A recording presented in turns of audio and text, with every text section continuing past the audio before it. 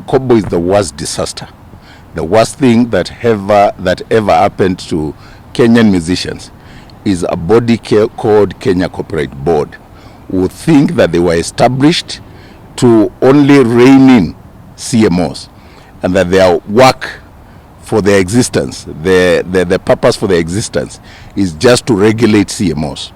First of all, any law that purports to regulate private property, because intellectual property is a private asset, private property, to the extent of the inconsistency of that law with the Constitution, it's an illegality.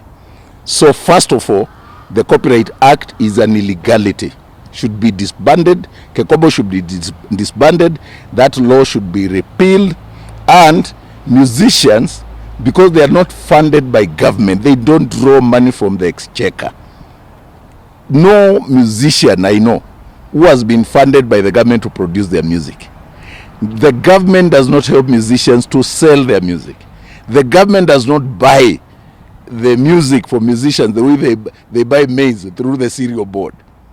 The government has no business, therefore, interfering with the internal management of CMOs the way KECOBO wants to do.